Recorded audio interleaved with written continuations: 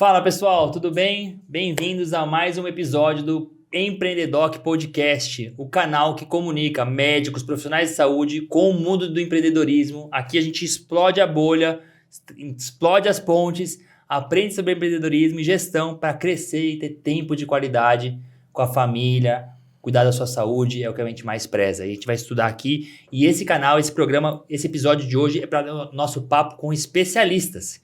E eu estou frente a frente com um cara que ele é especialista mesmo, ele manja do que ele fala, ele entende muito do assunto, ele entende muito de finanças para médicos, ele fala com propriedade, com autoridade, ele ajuda médicos a organizarem e crescerem seus consultórios. Eu estou aqui com o Igor. Antes de eu apresentar, eu quero dar só um obrigado pela presença, Igor. Seja bem-vindo. Muito obrigado. Eu que te agradeço pelo convite. Estava ansioso. Demorou algum tempo desde o convite para a gente conseguir fazer.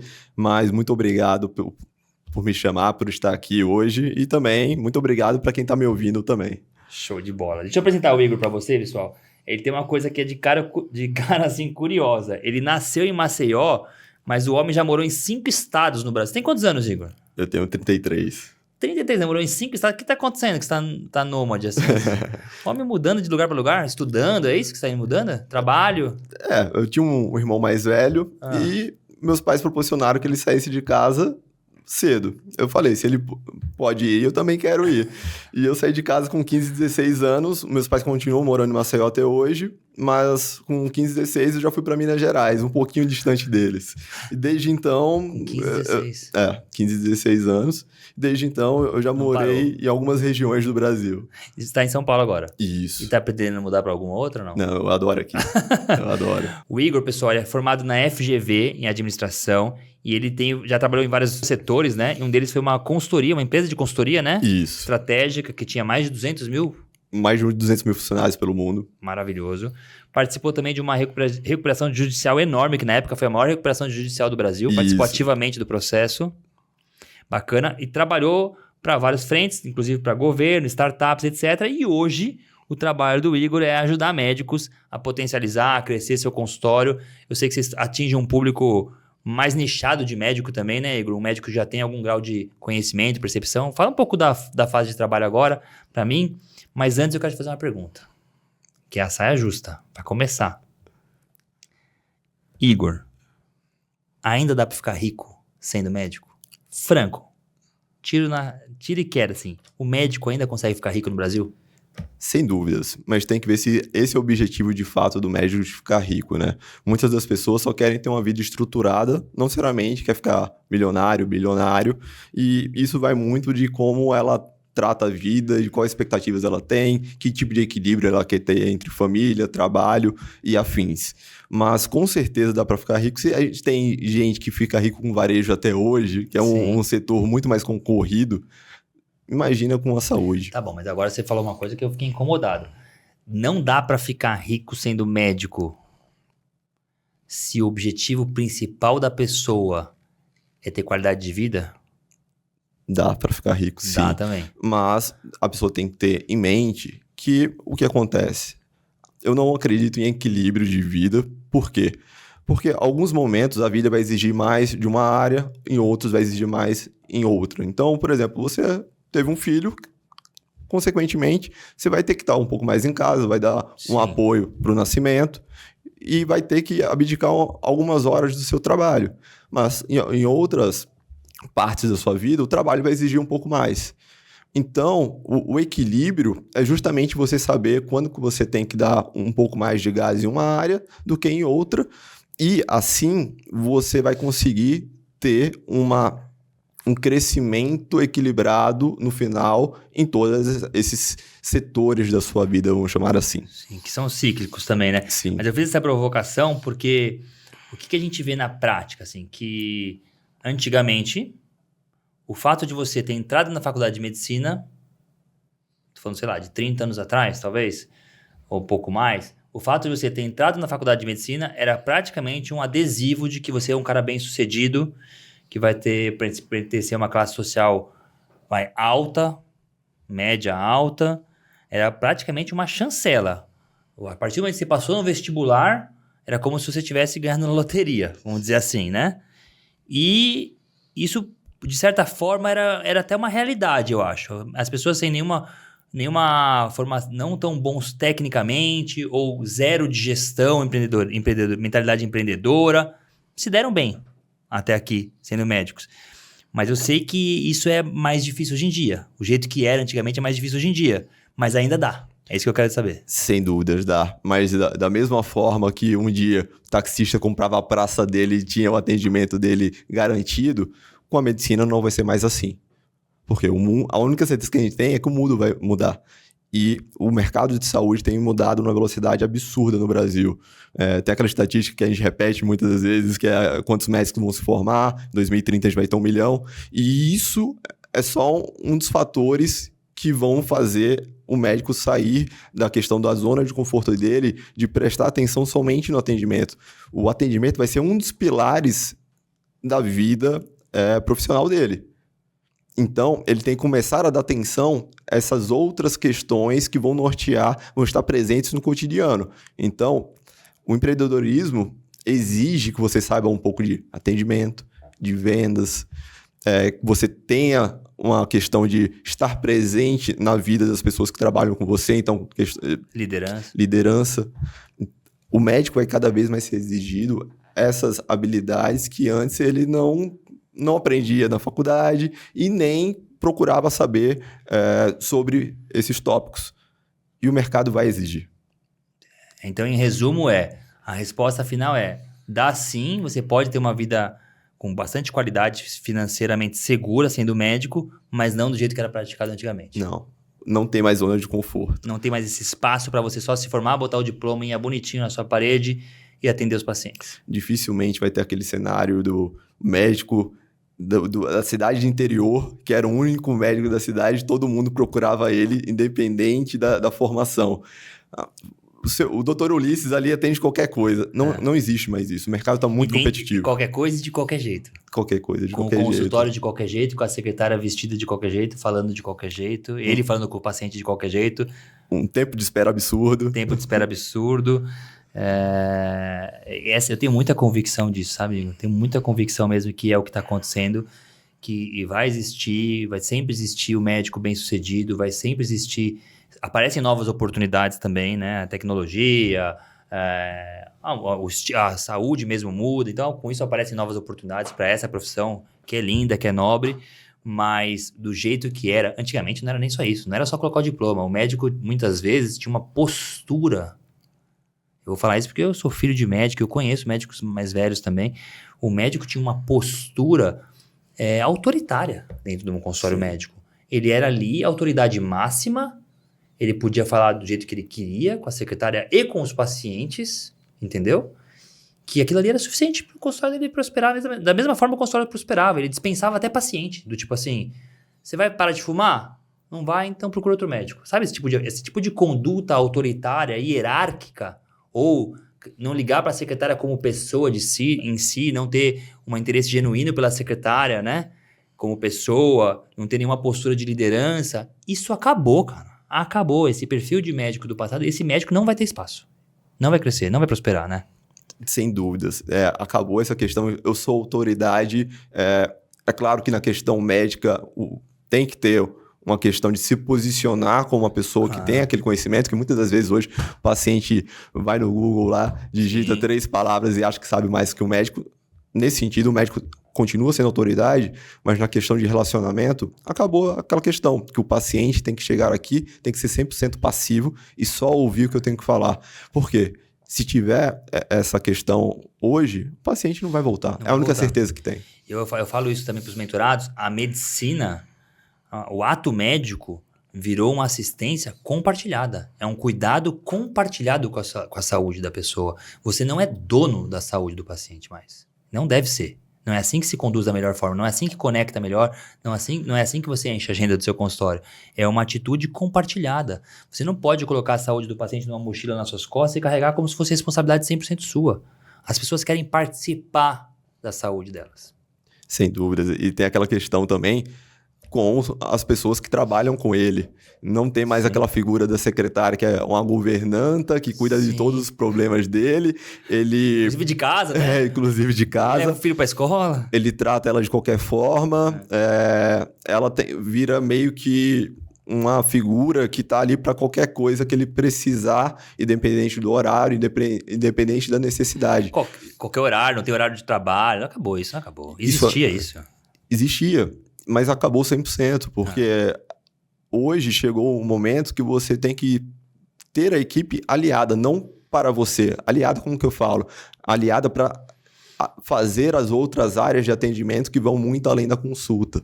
Sim. Então, tem a questão do pré-consulta, do pós-consulta, tem receber o paciente da forma adequada no consultório. Isso, ele tem que ter essa atenção com essas pessoas que são a equipe dele. Sim. Por quê?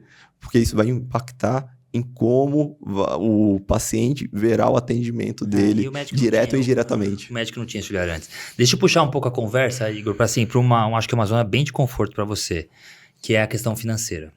A questão financeira do consultório médico. E a pergunta que eu quero te fazer, a primeira que você encontra aí nas suas consultorias, etc., qual é o erro mais comum que médicos e clínicas cometem do ponto de vista financeiro? Aonde que o médico erra toda hora, ou clínica, em si, o PJ em si, erra toda hora do ponto de vista financeiro? O ponto crucial é visibilidade. Muitos dos médicos não sabem nem quanto eles faturam por mês. Então, essa é a primeira dor que os médicos têm que atacar. Ele tem que saber muito bem quanto ele gasta, quanto que ele fatura, quanto de imposto ele paga. Isso é o básico.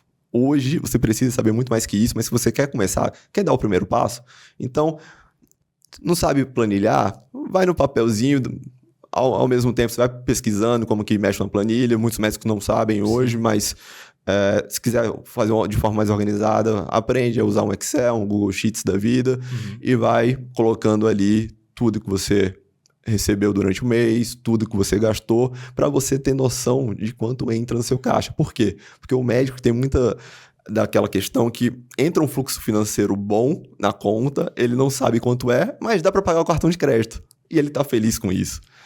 Isso vai ficar cada vez mais difícil. Por quê? O médico tá vendo o poder de compra se deteriorar ao longo dos anos. Sim. Então, o médico que ganhava 20, 30 mil em plantão, ganha 20 mil... 22 30, a hora ganha 22. Há 10 anos. O açúcar tá bem mais caro. E a inflação já correu tudo isso. Mas é engraçado você falar assim, né, Igor? Porque eu tinha certeza que você ia puxar uma coisa mais técnica, mais específica, e você foi pro básico. E eu tenho certeza que você tá certo. A pessoa não sabe nem quanto ganha. Não sabe nem quanto gasta. Ou seja, resumindo aqui, qual que é o erro mais comum do médico do ponto de vista financeiro hoje? É navegar às cegas. Né? Sim. Navegam às cegas. Não sabe para que caminho tá indo. E se você não tem controle de dados, você não tem nada, né? Sem dúvidas. E aí tem aquela questão, o médico não sabe quanto ganha, aí já quer colocar uma social media para fazer 30 posts para ele, não calcula se isso está sendo rentável ou não, se está chegando um paciente ou não, e ele acha que essa é a fórmula de montar um consultório. É você abrir sua sala e colocar um Instagram que vai chover de pacientes.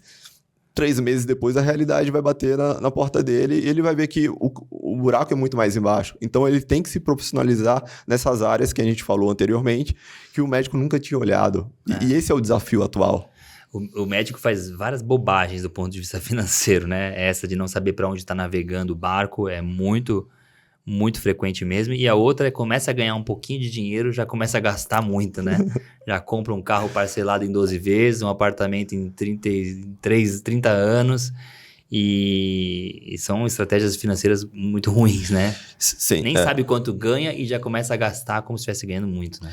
Isso é muito comum. Por quê? Porque a vida do médico ela é muito peculiar no aspecto financeiro.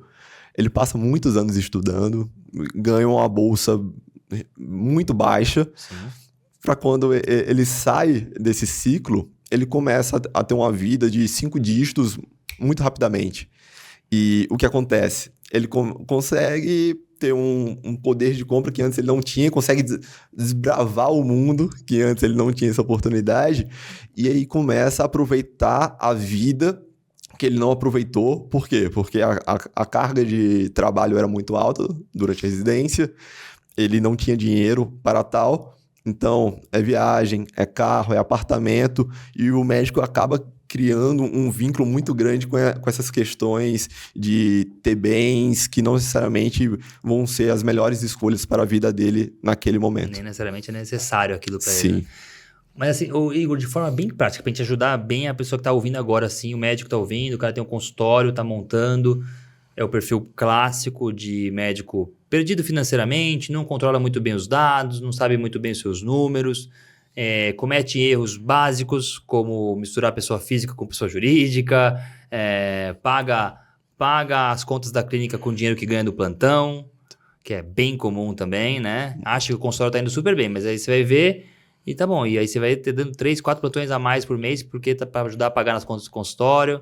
Isso é muito comum. Mas quais são, assim, de forma bem preto no branco, assim, o cara tá ouvindo, assim, o cara pegar a caneta agora, o papel e a caneta e anotar, quais são as métricas que são inegociáveis? Assim, você não pode ter uma empresa, você não pode ter uma clínica sem controlar muito bem essas métricas financeiras, A, B, C, D, quais são aquelas que, isso meu amigo, é inegociável, não dá para você começar o consultório sem fazer esse tipo de controle, quais são? Sim, eu diria que inicialmente o lucro líquido, ele tem que saber muito bem quanto que tá ficando para ele mês a mês. Já explica, Igor, já explica para você, é easy, o lucro líquido, o que é o lucro líquido? Eu vou de uma forma bem básica, você vai pegar tudo que você ganha, vai retirar tudo que você paga, quanto sobra para você. Isso é uma forma bem simples. Esse é o lucro. De explicar. Outra coisa seria a questão de taxas de conversão. Então, taxa de conversão de secretária. Então, quantas pessoas estão interessadas na consulta? Quantas pessoas vão no WhatsApp, vão no telefone, querendo agendar uma consulta? Quantas de fato agendam? Isso é super importante, porque essa métrica vai ditar várias ações que o médico pode fazer dentro do consultório. Se é uma especialidade que tem procedimento, taxa de conversão de procedimento. Certo. Então, se o paciente senta com você e ele está suscetível para aquele procedimento e você oferece para ele, quantos você está convertendo? Isso é importante também, porque a gente pode originar outras ações disso. Taxa de ocupação da agenda. Taxa de ocupação. É importante.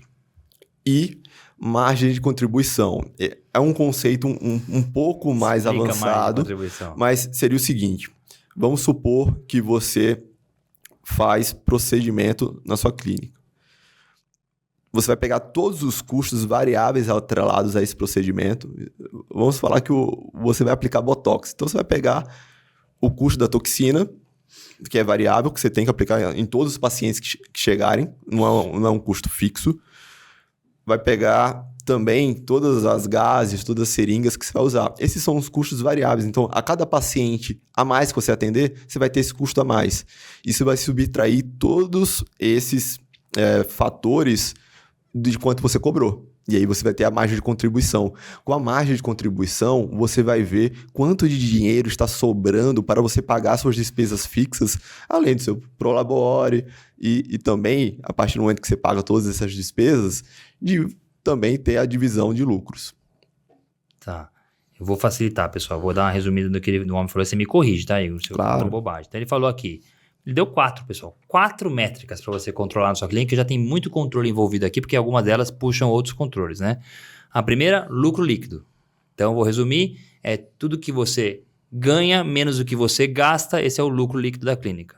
Então, para isso, você já vai ter que ter controle muito de perto do que você ganha, do que entra de fato, considerar impostos, considerar tarifas de cartão, que às vezes o colega esquece de botar isso no cálculo, considerar parcelamentos, considerar, então, tudo que entra e tudo que sai bonitinho, certinho, para você poder calcular o seu lucro líquido, que é uma das estratégias, né? Assim, o que a empresa, o que os grandes empresários querem? Correm atrás, satisfação do cliente e lucro, né? Você quer aumentar o faturamento, óbvio, mas você vai atrás do lucro.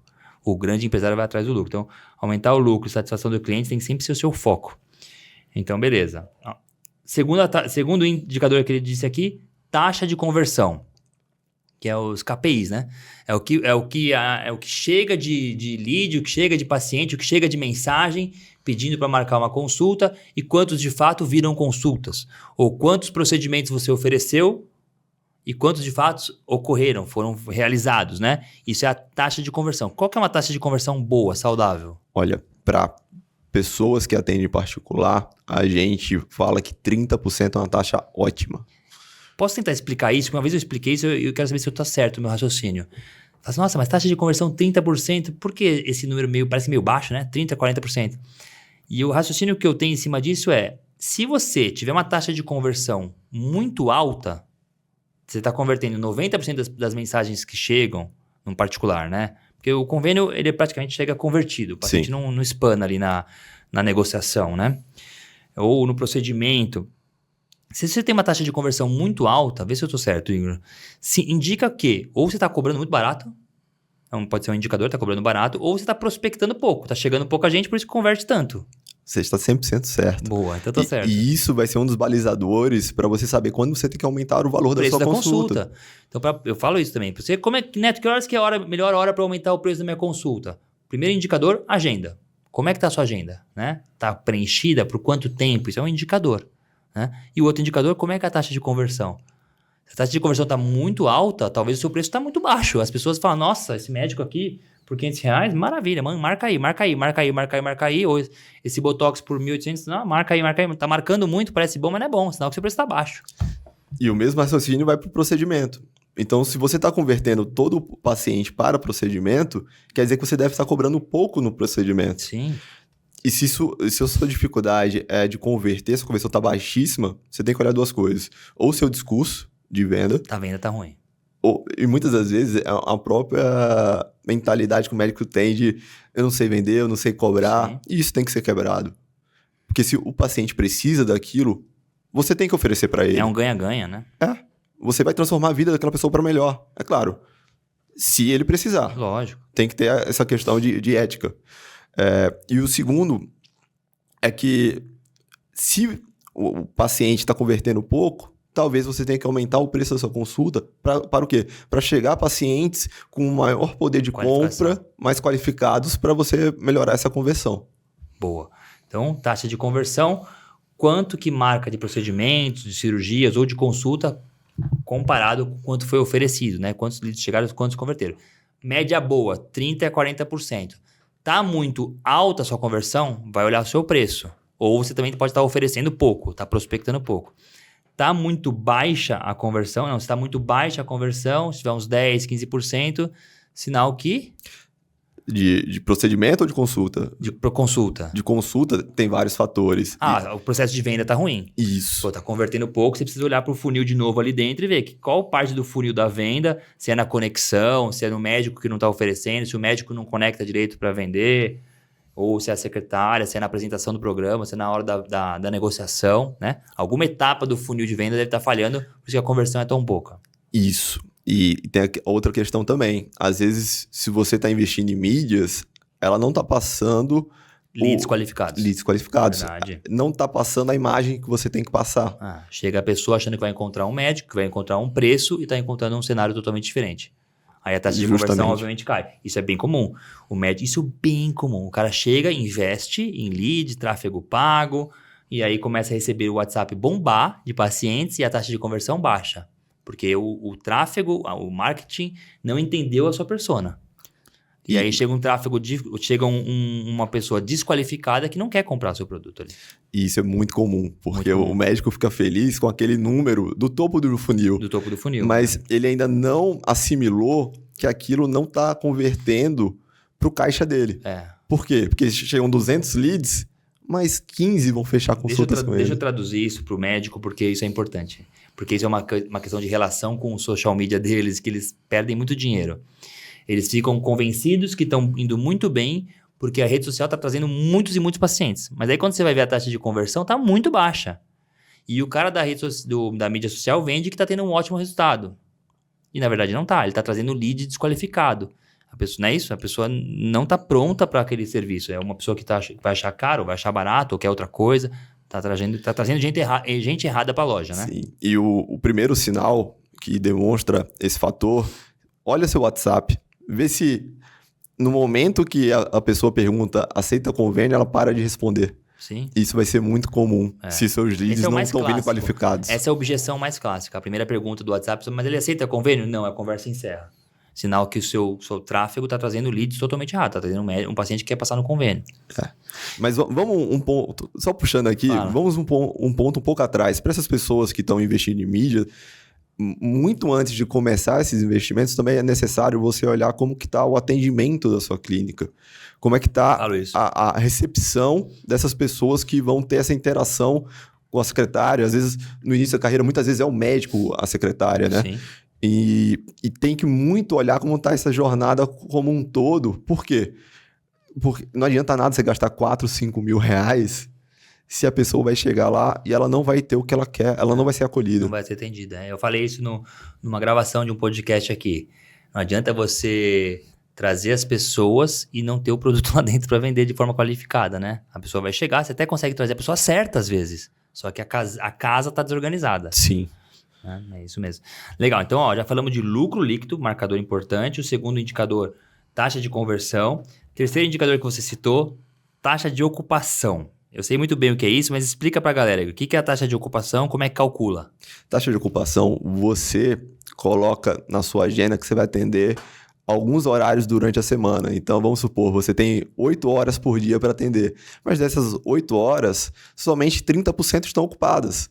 Então, claramente, você está com uma lacuna para preencher com mais pacientes. E aí vem a questão de você trabalhar aos poucos sua clínica como um todo para você garantir, primeiro, que as pessoas que entrarem em contato com você vão, de fato, agendar. Se elas agendaram, se elas vão continuar com você, porque nada adianta ter um balde furado. Eu coloco água, mas a água vai toda embora. Por quê? Porque ele vai à primeira consulta, eu não consigo conectar com essa pessoa fala, não gostei, não vou mais voltar para essa pessoa. Sim. E aí, depois disso, você vai tentando outras estratégias para melhorar essa taxa de ocupação. Mas isso é importante também, só puxando o adendo que a gente falou atrás, que é a questão da precificação. Se sua taxa está muito próxima de 100%, já está na hora também de você pensar em aumentar o preço da sua consulta. É outro indicador de ajustar o preço se a taxa de ocupação está muito alta. Sim. E isso é legal porque o médico não sabe isso. O médico não tem essa noção que a hora da sala dele, a sala dele, a sua sala, meu amigo colega médico que está nos ouvindo aqui, a sua sala tem um custo por hora, não é isso? E a cada hora que essa sala está ali parada, desocupada, ou porque você não tem paciente na agenda, ou porque você está de férias, qualquer coisa, isso é um custo da clínica. A gente chama de taxa sala ali. É o período da clínica que está gastando, tem um custo ali para aquela sala estar aberta e ela está desocupada, ela não está rendendo nada. Então, por isso que ele colocou a taxa de ocupação como um indicador importante da saúde financeira da clínica, um indicador importante do médico acompanhar, porque se sua ocupação estiver muito baixa, você está gastando dinheiro sem entrar. Sim, você tem um ativo que você não está maximizando o retorno dele. Não está maximizando o retorno. Então, assim, Neto, eu calculei minha taxa de ocupação, e é facílimo calcular, vocês viram, né? É só ver quantas horas você trabalha, quantas horas tem pacientes sendo atendidos ali dentro. E a taxa de ocupação está super baixa. Tá sobrando horário vazio no consultório. O que eu faço? Tem duas eu acho. Ou você aumenta a captação de pacientes, trabalha na estratégia de captação de pacientes de todas as formas, parcerias, recalls, marketing, né? Enfim, conexão com o paciente que chega para trazer outros novos, aumentar a captação de paciente, ou você traz parceiros. Sim. Você pode trazer parceiros, trazer outros médicos para atender, ocupar aquele espaço parado ali, porque aquilo já custou para você, aquela conta já caiu para você, não tem conversa. Aquele custo já valeu, você já está pagando o aluguel, você está pagando a secretária, o custo já está lá da sala, né? O fixo não muda. O fixo não muda. Então, meu amigo, se sua taxa de ocupação está baixa, aumenta a captação de paciente e traz parceiros. Deixa eu ver como é que tá nosso tempo aí. O tempo, cara. O tempo é cruel. Tem muita coisa para perguntar para ele. Deixa eu perguntar o último indicador que você sugeriu aqui, então, é margem de contribuição. Esse é um pouco mais complexo para calcular.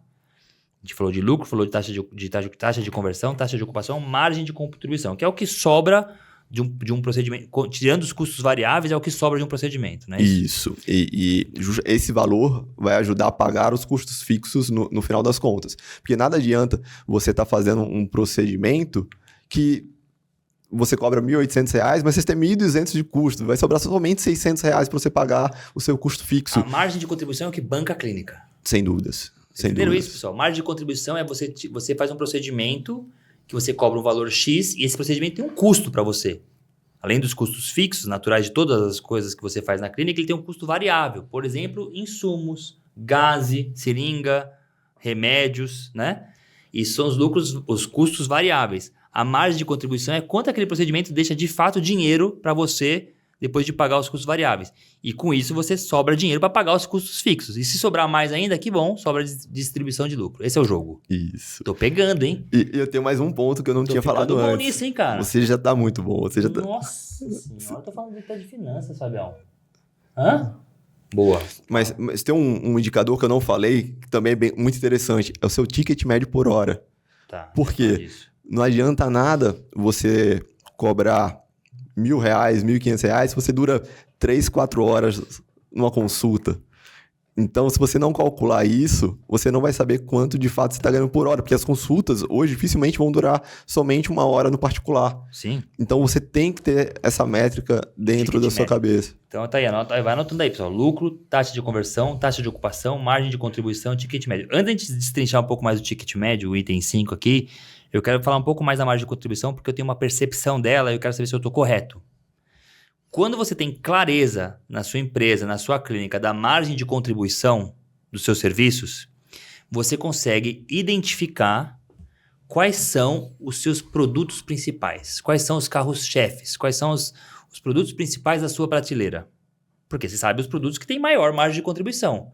Quando rola na sua empresa, na sua clínica, uma venda de um produto como esse, uma cirurgia ou um procedimento que você faz dentro da clínica, que tem você sabe, você já tem isso calculado, e a margem de contribuição desse procedimento é muito maior, ele é tipo um carro-chefe da clínica, ele é o produto, é a entrega que vai dar mais resultados. Certo? Tô certo até aqui? Está certíssimo. Então pronto, pessoal. Então a dica de liderança de ouro para você hoje. Saiba perfeitamente a margem de contribuição de todos os tratamentos e procedimentos que você faz. Todos. Tenha muita clareza. Você pode até colocar uma escala, uma grade. 1, 2, 3, do primeiro ao 10º. Quem é o primeiro, quem é o queridinho, quem é o 10º. Por que isso é importante como líder? Porque não é só você que tem que deter essa informação. Todo mundo tem que saber disso. Todo o seu time tem que saber qual que é o carro-chefe da casa, qual que é o líder da prateleira, o produto mais importante para a empresa. Porque às vezes a gente olha assim, vou pôr numa clínica de dermatologia. Então tem lá o Botox, o Sculptra, o Radiesse, nem sei direito, mas acho que é tudo isso aí, né?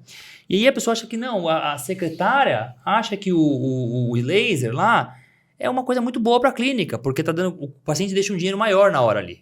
Ah, deixou não sei quantos R$ 1.000 na hora. A secretária ou a gerente de relacionamento, a vendedora, fica feliz.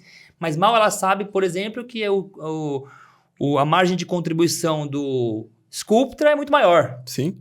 E às vezes o laser é alugado. Tá entrando muito dinheiro, mas você está pagando aluguel. Não está saindo nada quase. Ou seja, só que se o médico muitas vezes não tem essa percepção, e às vezes o time também não tem. Ou seja, a empresa nem sabe o que está acontecendo. Tá vendendo coisa e não sabe o que está acontecendo. Isso não acontece no mercado. Quando você chega numa loja, uma loja de brinquedos, o vendedor sabe qual que é o brinquedo que vale muito para ele. Ele sabe qual que é o brinquedo que deixa mais dinheiro para a loja. Ele sabe. Se comprar aquele carrinho elétrico, fiz bem para a empresa. Se comprar aquele jogo de quebra-cabeça, às vezes é mais caro. Aquele outro jogo não é tão bom para a empresa, porque a margem de contribuição é menor. Mesma coisa. Você tem que saber qual que é a margem de contribuição dos seus produtos e todos têm que ter clareza. Porque quando chega um paciente para consumir um produto que você sabe que a margem de contribuição é maior, que é o carro-chefe, que é a Lamborghini da sua loja ali, tem que estar todo mundo muito atento. Não pode ter falhas, né? Não pode ter falha com ninguém. Obviamente, quando você pensa na satisfação do cliente. Mas naquele caso, a falha é mais grave, né? Compromete mais. E é engraçado, não sei se você já percebeu, mas... É uma conversa difícil de médico falar, né? Porque é uma conversa bem mercantil, mas, cara, é a verdade. É uma conversa mercantil, mas é verdade. Se tem alguém na sua clínica que vai comprar o ticket, o seu produto com maior margem de contribuição, a copeira tem que estar pronta, a secretária tem que estar pronta, o médico tem que estar pronto, é todo mundo perfeitamente ali, porque aquele paciente vai deixar uma margem de contribuição maior. E é até engraçado, porque às vezes você entra numa concessionária, entra numa loja do shopping, você vai direcionado para um produto, mas sem perceber, o vendedor vai te levar para outro lugar para tentar te empurrar outro produto. Por quê? Das duas, uma.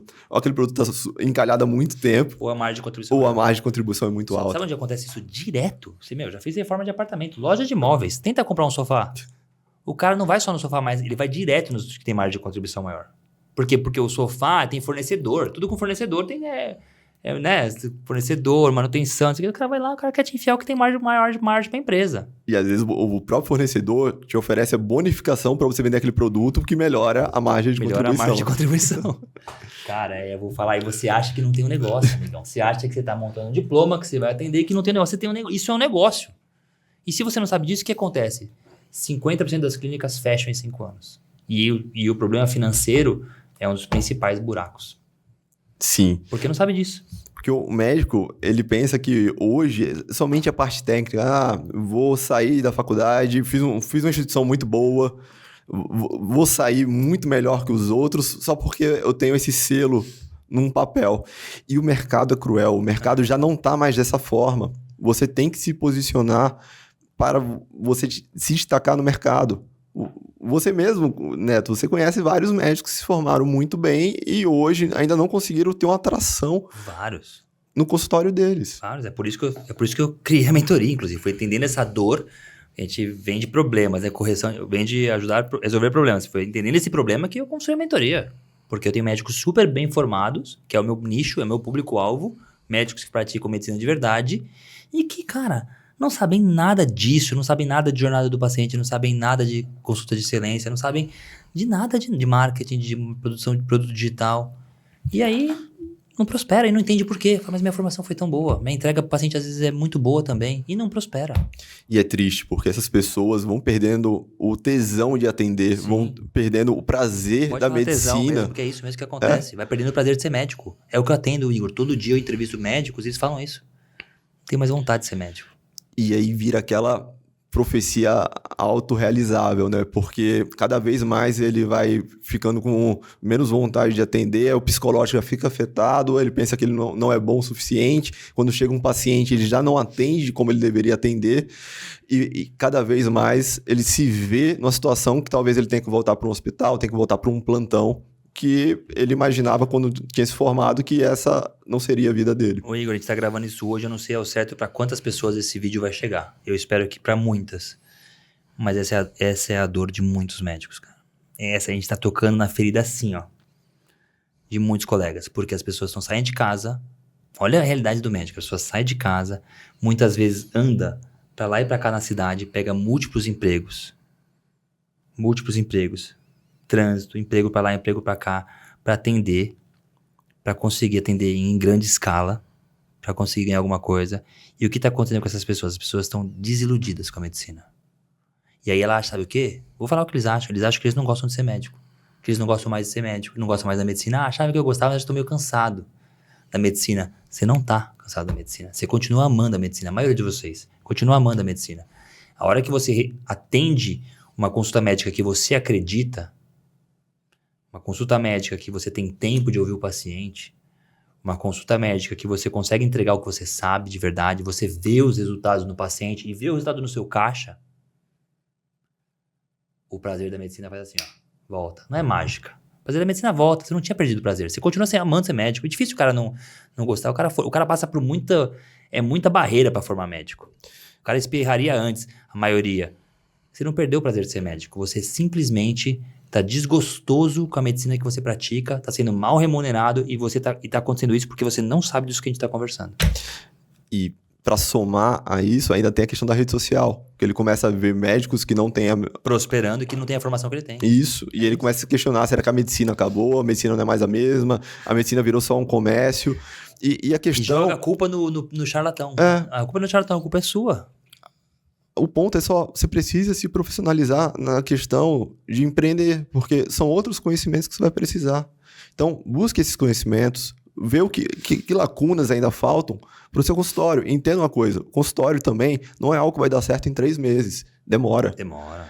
Sua formação durou anos. Por que você acha que o consultório vai ficar pronto em 3 meses, 4 meses, 6 meses? Não é assim que funciona. Sim.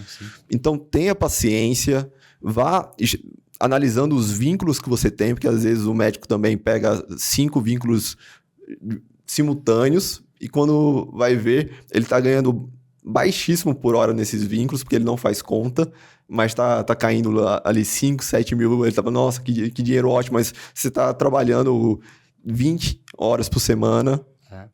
Então, faça esse balanço da sua vida e veja quais ações que você tem que tomar, quais os próximos passos.